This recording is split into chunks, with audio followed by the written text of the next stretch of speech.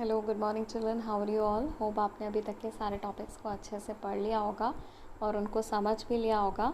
तो पिछले वीडियो में हमने प्रिज्म से रिफ्रैक्शन के बारे में पढ़ा, डिस्पर्शन के बारे में पढ़ा और रेनबो फॉर्मेशन के बारे में भी पढ़ा। Today also we are going to study some more interesting phenomenas which occur in our day to day life. In this picture you are seeing a night sky and stars are twinkling in the night sky. So have you ever wondered why stars twinkle? Yes, the answer is due to atmospheric refraction. So today we are going to study some interesting phenomena which occur due to atmospheric refraction, and the first one is twinkling of stars. The starlight on entering the Earth's atmosphere undergoes refraction continuously from the layers of gradually changing refractive index. तो चलिए, जैसा कि आप जानते हैं कि जो stars हैं वो हमारे स्पेस में है जहाँ पर ऑप्टिकल डेंसिटी बहुत कम है, मतलब वहाँ का जो मीडियम है that is optically rare medium. लेकिन जैसे जैसे हम अर्थ की तरफ मूव करते हैं यहाँ पर बहुत सारी गैसेस हैं, हमारा एटमॉस्फेयर है जो कि ऑप्टिकल डेंसर मीडियम है. तो जो आपकी स्टारलाइट आती है वो ऑप्टिकली रेयर मीडियम से ऑप्टिकली डेंसर मीडियम की तरफ आती है, और जब लाइट रेयर मीडियम से डेंसर मीडियम की तरफ ट्रैवल करती है then it bends towards the normal. तो बेंडिंग की वजह से जो हमारी स्टार की एक्चुअल पोजीशन है वो हमें एक्चुअल पोजीशन ना दिखाई देकर उसकी एपरेंट पोजीशन दिखाई देती है. तो एक्चुअली जो हम पोजीशन स्टार की देख रहे हैं वो उसकी एक्चुअल पोजीशन नहीं है, it is the apparent position of star. Also children, you know that कि हमारे एटमॉस्फेयर में कई सारे चेंजेस होते रहते हैं जिसकी वजह से उसकी डेंसिटी भी चेंज होती रहती है. तो जो अमाउंट ऑफ रिफ्रैक्शन है वो भी चेंज होगा और स्टार की एपरेंट पोजीशन भी स्लाइटली चेंज होती रहेगी.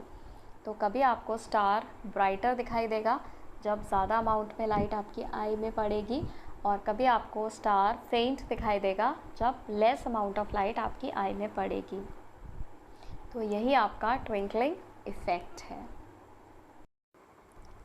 Now children, there is one more question which must arise in your mind, that why planets do not twinkle.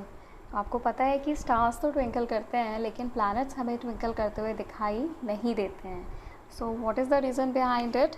The planets are much more closer to the earth and are the seen as extended sources. तो आपको मालूम है children कि जो planets हैं वो stars के comparison में हमारी अर्थ के ज़्यादा क्लोज़र हैं, तो हम उनको लाइट के एक्सटेंडेड सोर्स के फॉर्म में कंसिडर कर सकते हैं.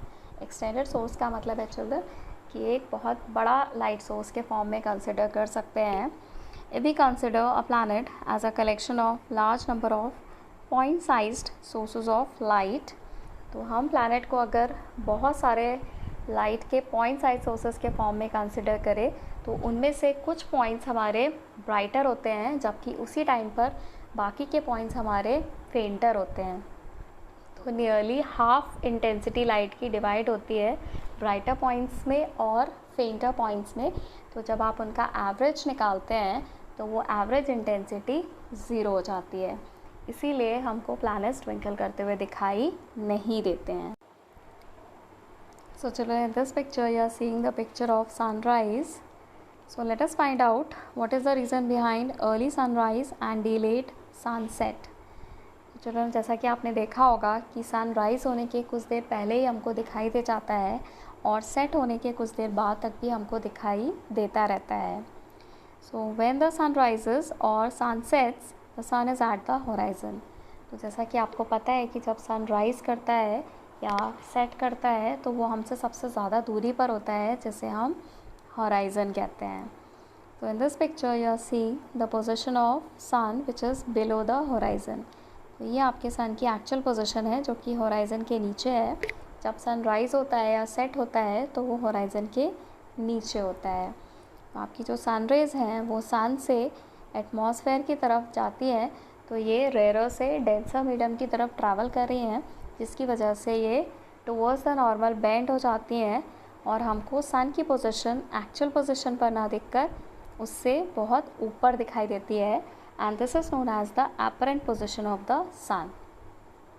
चलन, क्योंकि ये apparent position actual position के ऊपर है इसी वजह से हमें सन राइज़ होने के 2 मिनट पहले ही दिखाई दे जाता है और सेट होने के 2 मिनट बाद तक भी हमको दिखाई देता रहता है. So now let us move on to our next topic. So in this picture you are seeing the picture of sun.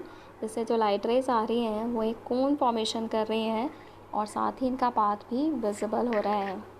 So what is happening here? This is happening because of a special effect known as Tyndall effect. So children, Tyndall effect को समझने के लिए let us perform a simple activity.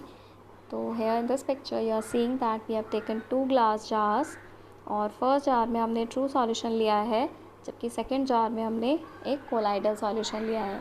तो चलो ये true solution और colloidal solution क्या होते हैं.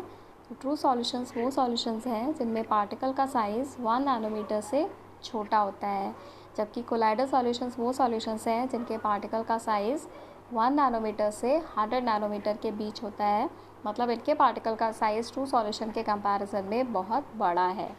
तो जब टॉर्च लाइट को इस पर डाला गया है तो आप देख रहे हैं कि ट्रू सॉल्यूशन पे कोई इफ़ेक्ट नहीं पड़ रहा है, जबकि कोलाइडल सॉल्यूशन में जो लाइट का पाथ है वो विजिबल हो गया है और इसके साथ साथ ये एक कोन फॉर्मेशन भी कर रही है. तो इसी इफ़ेक्ट की वजह से ही जब हम किसी डार्क रूम में होते हैं और होल से लाइट एंटर करती है तो एक कोन फॉर्मेशन करती है, साथ ही उसका पाथ भी विजिबल हो जाता है. So children, this Tyndall effect is based on scattering of light. ये Tyndall effect आपका light की scattering पर based है. So now how can you define Tyndall effect? So the phenomena of scattering of light by the colloidal particles. तो Tyndall effect में जो colloidal particles होते हैं उनसे light की scattering होती है. तो यही phenomena हमारे atmosphere में भी होता है, जिनमें जो कोलाइडल पार्टिकल्स प्रेजेंट हैं they include smoke, tiny water droplets, suspended particles of dust and molecules of air. तो जब सनलाइट इन कोलाइडल पार्टिकल्स पर पड़ती है तो वो स्कैटर हो जाती है और लाइट का पाथ विजिबल हो जाता है. The colour of the scattered light depends on the size of scattering particles. Children, scattered light का जो कलर है वो स्कैटरिंग पार्टिकल के साइज़ पर डिपेंड करता है. Very fine particles scatter mainly blue light. जो बहुत छोटे पार्टिकल्स होते हैं वो मेनली ब्लू लाइट को स्कैटर करते हैं, while the particles of larger size scatter light of longer wavelength. जबकि जो बड़े साइज़ के पार्टिकल्स हैं वो लॉन्गर वेवलेंथ को स्कैटर करते हैं.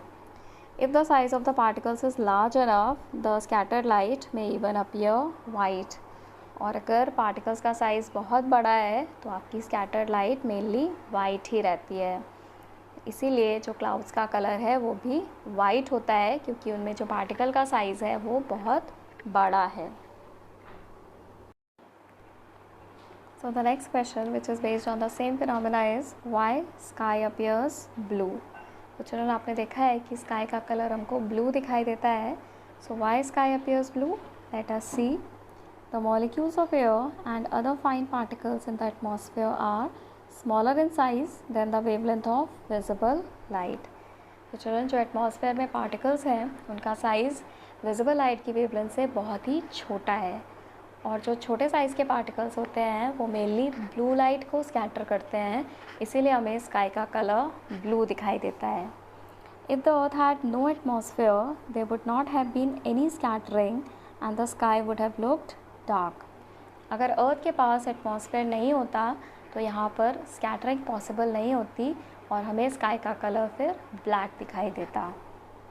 Sky appears dark to an astronaut as there is no atmosphere, hence no scattering of light takes place.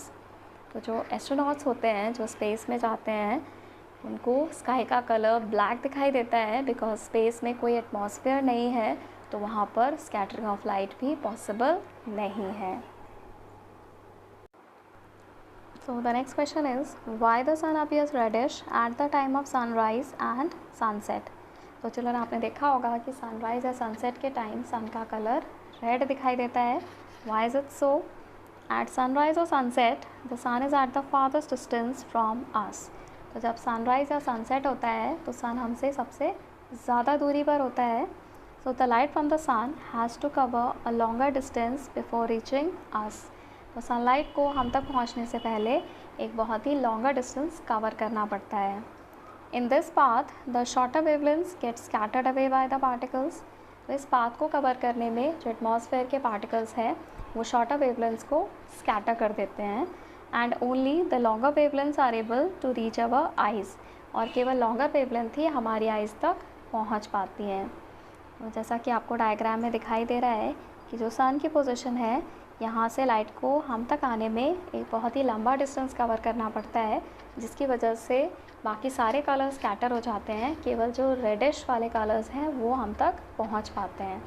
इसी वजह से सन का कलर हमें सनराइज़ या सनसेट के टाइम रेड दिखाई देता है। बट नून टाइम पर सन हमारे ओवरहेड होता है, तो जो डिस्टेंस कवर करना पड़ता है सनलाइट को हम तक पहुंचने तक वो बहुत कम है, जिसकी वजह से कोई भी कलर स्कैटर नहीं होता है और जो हमारी सनलाइट है वो वाइट ही अपीयर होती है। So this is all for today children, thank you.